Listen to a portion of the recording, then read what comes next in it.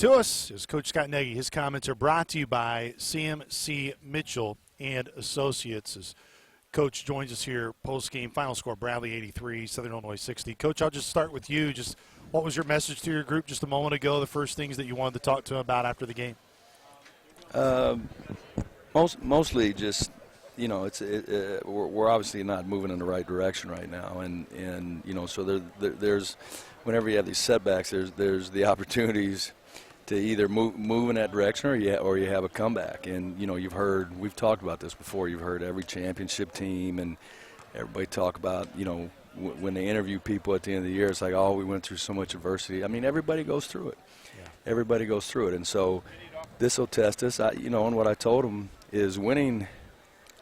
It's hard not to think this way, but I know it's true. Winning and losing don't have anything to say about who you are. It's how you respond to it. And there's really two responses. You either roll up in a ball and act like a baby, or you fight. And so we're going to have that opportunity on we got a day off tomorrow, which we need, and we're going to have that opportunity on Thursday to you know, see where we're going to go from here. But we're obviously a mess right now, and you know, I take the blame for that.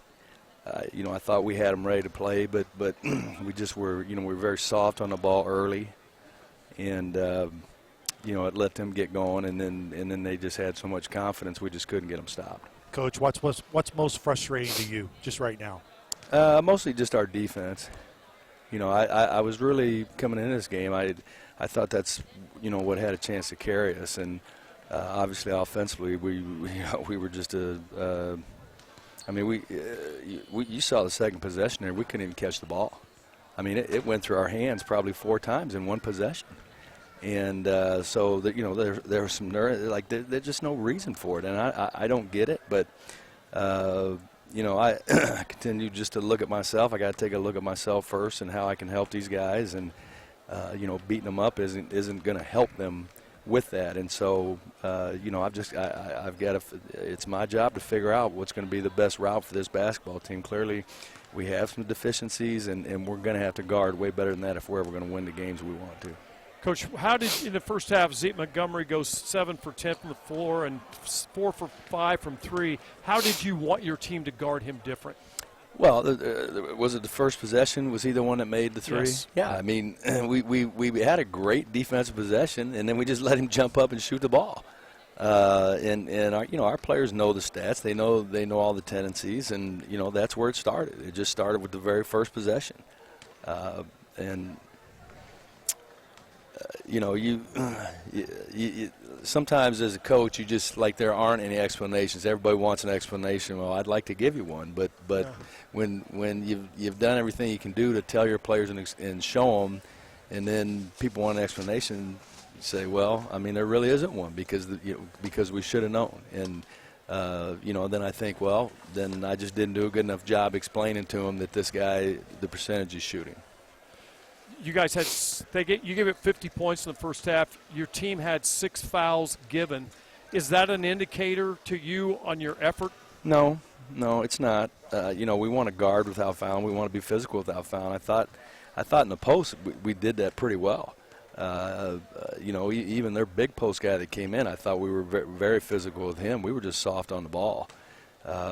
And then some of the fouls we had weren't smart fouls. You know, they were reaching on drive when we had help, and in the second half we're just over helping. We were helping when we shouldn't have been helping, at least leaving people wide open. So you know, by that time we were a mess. We were, and clearly we are a mess right now, and you can see it. I mean, we can't even hardly dribble right now, and so there's just a lot going on that we got to get figured out. Coach, as you said, there's a lot going on, and look, Coach Watson, with his years of being an assistant and a head coach, he knows how it works in terms. It doesn't just happen on game day. There's so much that goes into this outside of games. Where do you believe right now this group has to get better in terms of their day-to-day approach to then carry over to what will be on game day? It's just paying attention, you know, taking the scouts more seriously. It's you know, and it's not just the players, it's the staff too. I mean, we've got to start figuring out better ways to communicate to them so that we get that information and know that they have it. We may have to change up how we do shoot-arounds, how we do all kinds of things to make sure that we know that our guys have it. And so, you know, you can't just I mean, we all know the definition of insanity, and so we're going to have to do some different things to get there. Coach, appreciate the time. Thank you. Thanks, Coach. Yep. Once again, that was head coach Scott Nagy joined us here post-game. Again, the final score, Bradley 83, Southern Illinois 60. His coach's comments were brought to you by CMC Mitchell and Associates.